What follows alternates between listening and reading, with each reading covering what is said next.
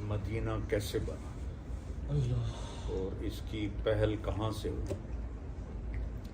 اللہ کے نبی کا فرمان ہے ما من نبی الا حج، ہر نبی نے حج کیا، بیت اللہ ہر نبی آیا۔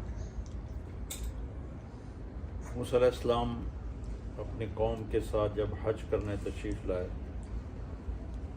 اور واپسی کا راستہ ان کا یہی تھا، تو ان کے صحابہ میں 3 شخص تھے، ایک کا نام تھا قریظہ، ایک کا نام تھا قینقاع، ایک کا نام تھا نذیر، زوات کے ساتھ۔ جہاں سے گزر رہے تھے تو وہ تینوں علماء تھے، وہ آپس میں کہنے لگے لگتا ہے یہ وہ جگہ ہے جہاں آخری نبی آئیں گے، تو کیوں نہ ہم یہاں رہ جائیں۔ یہ جگہ کچھ بھی نہیں تھی، ایک وادی تھی بس،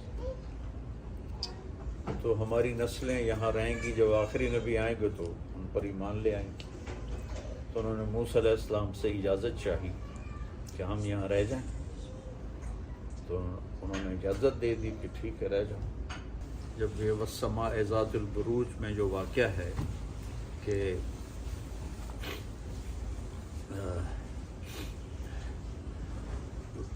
یہودی بادشاہ تھا یمن میں، جس نے عیسائی مذہب قبول کرنے پر آگ میں جلا دیا تھا لوگوں کو، قتل اصحاب الاخدود النار ذات الوقود۔ تو کچھ قبائل یہود وہاں سے خیبر گئے، بنو قریظہ یہاں آباد ہو گئے۔ جب قوم سبا پہ عذاب آیا تو اس کے 13 نبی ان کے پاس آئے ان کو سمجھانے کے لیے، وہ نہیں مانے۔ تو وہ ڈیم میں نے دیکھا تھا یمن میں، جب میں گیا تھا 8 گھنٹے کا سفر کر کے میں وہاں پہنچا تھا، اور راستے میں قبائلی لڑائیاں، جگہ جگہ وہ کلاشنکوفیں، بڑا خوفناک ماحول تھا، لیکن میں نے کہا دیکھنا ضرور ہے۔ وہ جا کے ڈیم دیکھا، جو نہریں نکالی تھیں وہ دیکھیں، تو وہاں سے یمنی قبیلے 2 وہ نکل پڑے کہ لگتا ہے کچھ ہونے والا ہے۔ ایک کا نام اوس تھا اور دوسرے قبیلے کے سردار کا نام خزرج تھا، دونوں بھائی تھے۔ تو وہ چلتے چلاتے وہ یہاں مدینے میں آ کے آباد ہو گئے۔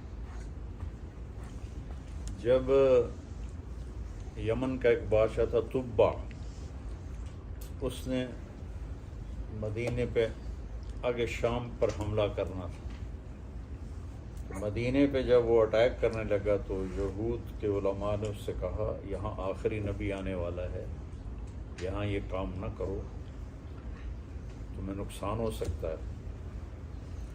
تو اس نے پھر نا اپنی فیملی میں سے، اپنے شاہی خاندان سے ایک خاندان کو یہاں مدینے میں آباد کر دیا، اور ایک تحریری خط بھی لکھ دیا۔ وہ اشعار پر مجھے یاد تھے لیکن اب بھول گئے، کہ میں اس آخری نبی پہ ایمان لایا۔ تو وہ جس فیملی کو یہاں چھوڑ کر گئے تھے،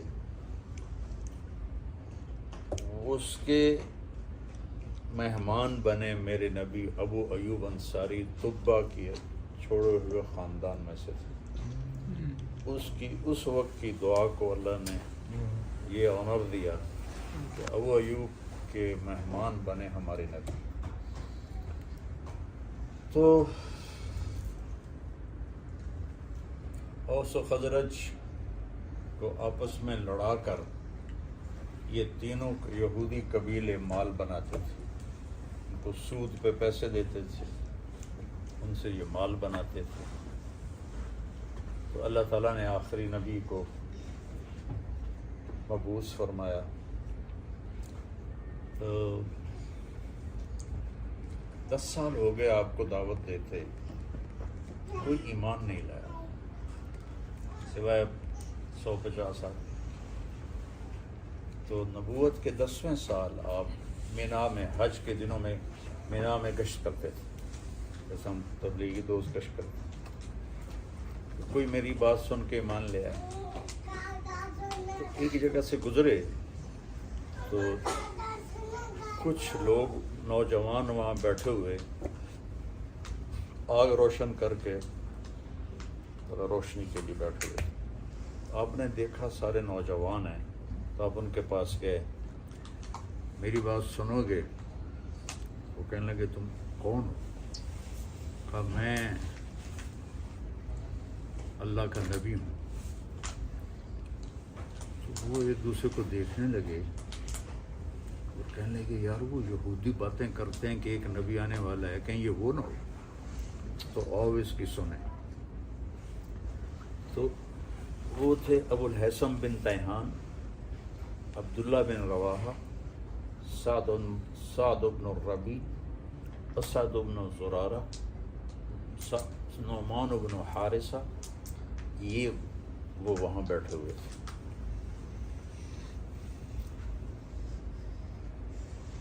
آپ نے ان کو دعوت دینی شروع کی۔ قرآن آپ کیا تھے؟ قرآن سناتے تھے۔ اور عبادہ بن صامت چھٹے تھے۔ وہ کہنے لگے ہوا وہ یہ کلام تو انسانوں والا نہیں ہے، یہ وہی نبی لگتا ہے، چلو پہل کرو۔ تم 6 نے کلمہ پڑھ لیا، آپ اتنے خوش ہوئے، تو کہنے لگے اگلے سال ہم آئیں گے۔ تو اگلے سال آپ نے مینا میں ان سے ملاقات کی، تو 12 لوگ تھے، ان میں یہ 6 پورے نہیں تھے، 3-4 یہ تھے اور باقی دوسرے لوگ تھے، 12 تھے، جس کو بیعت عقبہ الاولیٰ کہتے ہیں، پہلی بیعت۔ تو انہوں نے کہا یا رسول اللہ ہم اب اگلے سال آئیں گے۔ تو مینا تو اب انہوں نے سارا حاجیوں کے لیے پہاڑ ہٹا دیے، تو ترکوں نے وہاں ایک مسجد بنا دی تھی، وہ نظر آتی ہے پرانی طرز کی۔ یہ وہ جگہ ہے جو پہاڑوں میں ایسے گھری ہوئی تھی، اور اس میں وہ خفیہ طور پہ رات کو چپکے سے اٹھ کے جمع ہوئے۔ ان کے سرداروں کو بھی نہیں پتا کہ یثرب کے کچھ لوگ ادھر گئے ہیں۔ تو آپ کے ساتھ حضرت عباس رضی اللہ تعالیٰ عنہ کو اپنے ساتھ لیا۔ تو پہلے حضرت عباس نے بات کی، دیکھو بھائی یہ میرا بھتیجا ہے، وہ ابھی انہوں نے ایمان نہیں لائے تھے، ہم اس کی حفاظت کر رہے ہیں، اس کے دشمنوں سے اس کو بچا رہے ہیں، اگر اسے لے جا کر اس کی حفاظت کر سکتے ہو تو پھر لے جاؤ، اور اگر نہیں کر سکتے تو ابھی چھوڑ دو۔ تو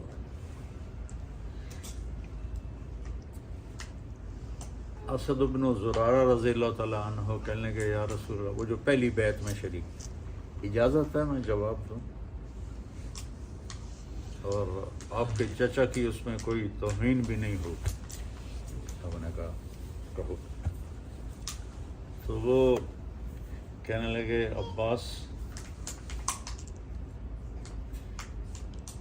چوڑیاں ہم نے بھی کوئی نہیں پہنی ہوئی، نحن ابناء الحرب کابرا عن کابر، ہم نسل در نسل جنگجو لوگ ہیں۔ وہ آپس میں جو لڑ رہے تھے 300 سال سے، ہم نسل در نسل جنگجو لوگ ہیں، اور ہم کبھی پیٹھ پھیرنے والے نہیں ہیں۔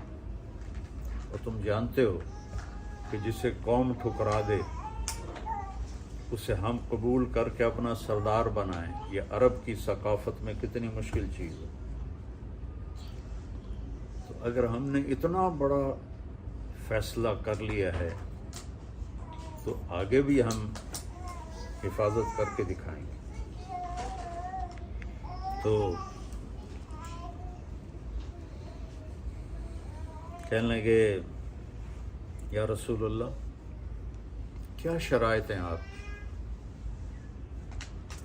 آپ نے فرمایا تطیعون فی المنشط والمکرہ، ہر حال میں میری اطاعت کرو گے جی چاہے یا نہ چاہے، خوشی کے ساتھ یا ناگواری کے ساتھ میری مانو گے، تنفقون علی فی العسر والیسر، تنگی میں اور خوشحالی میں میرے اوپر خرچ کرو گے، تمنعوننی کما تمنعون ابناءکم و اولادکم، میری حفاظت کرو گے جیسے اپنی اولاد کی حفاظت کرتے ہو، تأمرون بالمعروف و تنہون عن المنکر و تجاہدون فی سبیل اللہ، امر بالمعروف کرو گے، نیکی پھیلاؤ گے، برائی مٹاؤ گے، جہاد کرو گے، ولا تخافون فی اللہ لومۃ لائم، اور اللہ کے معاملے میں کسی کی لان تان کی پرواہ نہیں کرو گے، 5 شرط۔ تو انہوں نے کہا یہ ہم تیار ہیں۔ اسد بن زرارہ نے کہا یا رسول اللہ ہاتھ بڑھائیں، آیت ایسے ہوتی تھی۔ تو ایک صحابی ہیں ان میں سے، مدینے والوں میں سے، ان کا نام بھی عباس ہے، لیکن عباس بن مرداس، یہ عباس بن عبد المطلب تھے، تو عباس بن مرداس، کہ ٹھہرو پہلے سوچ لو کہ اگر ہاتھوں میں ہاتھ دے رہے ہو اس بندے کے تو تم پر پورا عرب حملہ کرے گا، اور تمہاری عورتیں بیوہ ہوں گی، تمہارے بچے یتیم ہوں گے، تمہارے مال لوٹے جائیں گے اور تمہارے اوپر قبضے کیے جائیں گے۔ اگر برداشت کر سکتے ہو بسم اللہ کرو، اگر نہیں کر سکتے ہو یہ سب ہونے والا ہے تو پھر ابھی چھوڑ دو۔ تو ابو الحسن بن تیہان نے پوچھا یا رسول اللہ، یہ جیسے عباس کہہ رہا ہے ہمارا بھائی، یہ سب کچھ ہمارے ساتھ اگر ہو جائے تو ہمیں ملے گا کیا؟ تو آپ نے فرمایا تمہیں جنت ملے گی۔ اب پھر تو کوئی سوچنے کی بات ہی نہیں۔ تو اسد بن زرارہ ابو الحسن بن تیہان دونوں میں ہوئی دوڑ کہ کون پہلے ہاتھ دیتا ہے۔ تو زیادہ یہ کہتے ہیں کہ ابو الحسن بن تیہان کا ہاتھ پہلے پڑ گیا، اسد بن زرارہ تھوڑا سا پیچھے رہ گیا، تو انہوں نے بیعت کی، پھر سب نے بیعت کی۔ حضرت منی اور عمارہ بھی آگے بڑھیں کا نہیں، میں عورتوں کو ایسے ہاتھ میں ہاتھ نہیں دیتا، تمہاری ویسے ہی بیعت ہوگی۔ تو عبداللہ بن رواحہ کہنے کہ یا رسول اللہ کر دیں حملہ مکے پر ہم؟ آپ نے کہا نہیں، ابھی مجھے اس کا حکم نہیں ہوا، ابھی تم خاموشی سے چلے جاؤ۔ وہ گئے تو شیطان نے پہاڑ کے اوپر کھڑے ہو کر ایک زوردار آواز لگائی، مکے والوں تمہارے خلاف یثرب والوں نے سازش کر دی۔ یہ آواز قریش نے سنی اپنے کانوں کے ساتھ، تو جب صبح ہوئی تو انہوں نے مدینے کے سردار بلا لیے، اب کیا سازش کرو، کیا سازش کرو؟ ان کو پتہ ہی نہیں تھا کہ سارا کام تو نوجوانوں نے کیا۔ تو وہ کہنے لگے کون سی سازش؟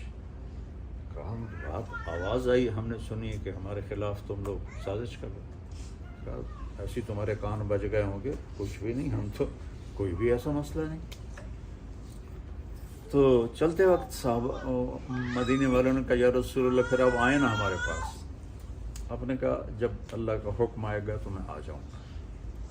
تو اس حج کے بعد آپ نے ہجرت کی اجازت دی، تو صحابہ نکلنے لگے، 1 2 کوئی چھپ کے کوئی کھل کے۔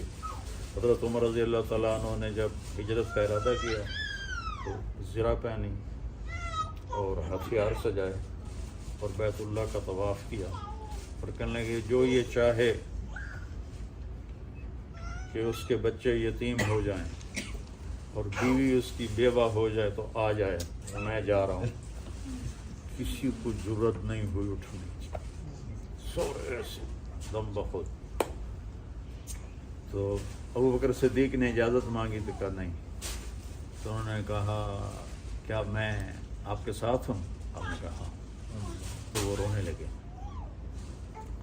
تو 27 सफ़र नबूवत का 13वां साल, 27 सफ़र नबूवत का 13वां साल आप हज़रत अबू बकर के पास आए कि, और ये जुमरात का दिन था कि आज मुझे हिजरत की इजाज़त मिल गई है।